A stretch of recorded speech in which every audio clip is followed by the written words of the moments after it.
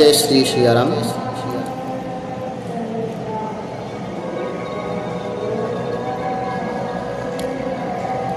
रघुवंश महाकाव्य प्रथम सर्ग 72 श्लोक से 85 श्लोक आप लोगों ने सुन लिया है।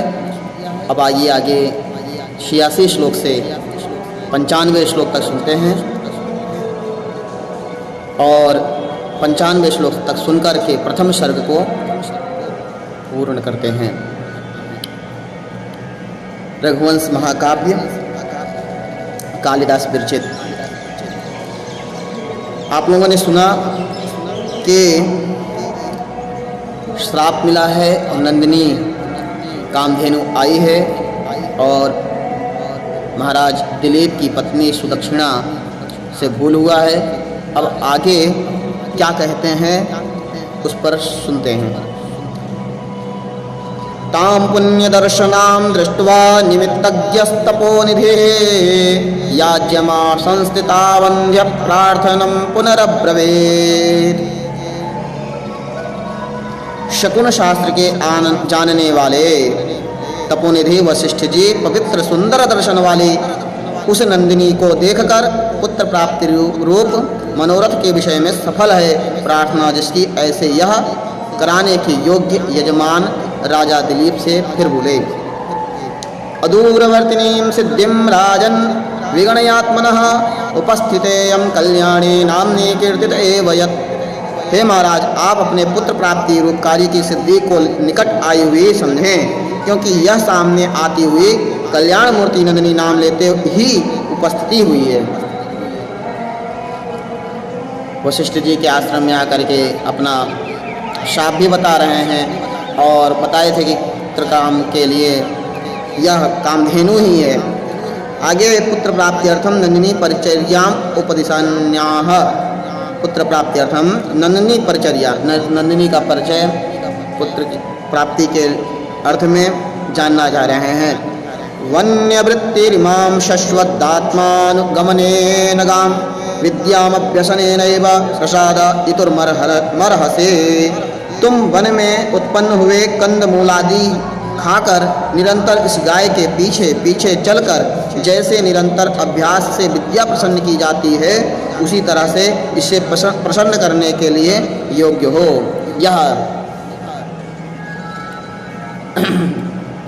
व्रत बता रहे हैं कि जैसे कंद मूल फल खा करके इसके पैर के पीछे पीछे चलना है, जैसे जैसे जहाँ जहाँ जाए इसकी सेवा करना है, इसको प्रसन्न करना है। भगवान इसमें परीक्षा भी आगे लेते हैं। गवानुसरणम प्रकारम वाह, गाय का अनुसरण करना है, उस प्रकार से आगे के श्लोक में बता रहे हैं। प्रस्थितायाम प्रतिष्ठेथा प्रस्थितायाम स्तमाचरे निषीणायाम निषीदास्याम पीताम भसिपेरपः। हे राजन, इस नंदिनी के चलने पर तुम इसके पीछे पीछे चलो, ठहरने पर ठहरो, बैठने पर बैठो और पानी पीने पर पानी पियो।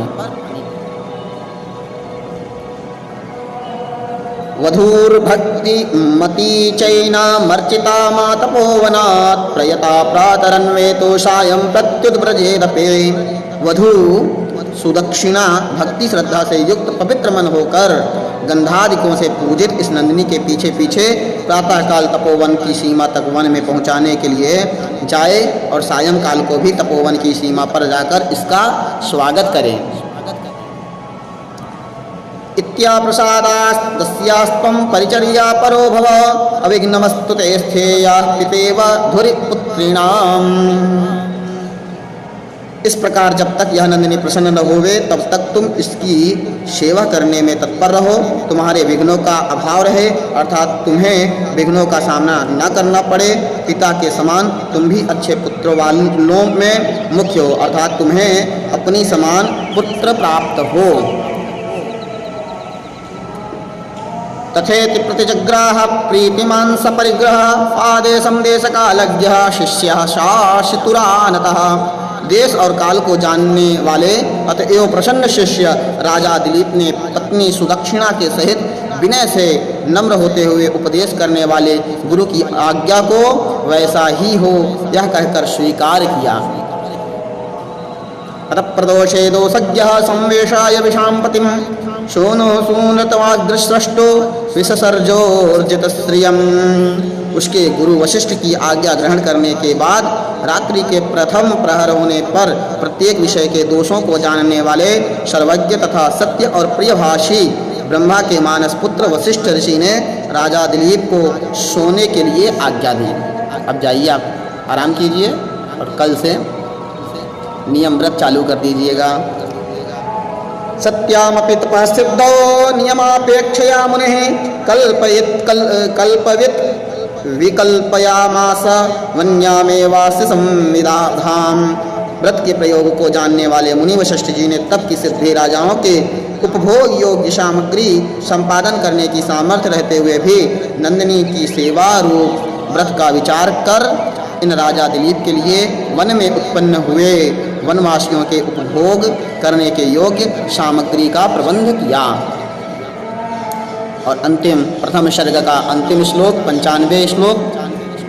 निर्दिष्टां कुलपतिना सपर्णशाला मध्यस्य प्रियत परिग्रह तद्वितीयः तच्छिष्याध्ययन निवेदितावसानां संविष्टा कुशशयने निशाम्निनाय। उन राजा दिलीप ने कुलपति 10 सहस्त्र मुनियों को अन्नादि देकर वेद पढ़ाने वाले वशिष्ठ ब्रह्मर्षि वशिष्ठ जी की बताई हुई पर्णकुटी पत्तों से बनी हुई कुटी में निवास कर वंश आदि से शुद्ध धर्म पत्नी सुदक्षिणा के साथ कुशों से बनी हुई शैया पर सोए हुए वशिष्ठ जी के विद्यार्थियों के वेद अध्ययन करने से ज्ञात हो गया है प्रातःकाल का होना, जिसका ऐसी रात को बिताया। इस तरह रघुवंश महाकाव्य का प्रथम सर्ग आप लोगों ने सुना। अब कल आप लोग द्वितीय सर्ग सुनेंगे। कुल 21 सर्गों वाला यह रघुवंश महाकाव्य आप लोगों को इसी तरह श्लोक और उसका अर्थ हिंदी आप लोगों को सुनते रहना है। सुनते रहिए, आपको जो उपयोगी लगे। इसमें बहुत सारा भूत हम लोगों को जानने को मिलेगा। ऐसे ही आप लोग सुनते रहिए और कुछ जानकारियाँ मिलती रहेंगी। हमारा भी स्वाध्याय होगा और आप लोग सुनेंगे, जानेंगे। 100 में से कोई एक ही इस श्लोक अर्थ को ग्रहण करेगा। बाकी सब लोग ग्रंथ भी होता है, समय भी होता है, स्वाध्याय करने का समय भी होता है, परंतु नहीं पढ़ पाते। बाल्यकाल विद्यार्थी जीवन में ही पढ़ पाते हैं। धन्यवाद। अभी के लिए सिर्फ इतना ही। जय श्री कृष्णा, जय श्री राम, राधे राधे।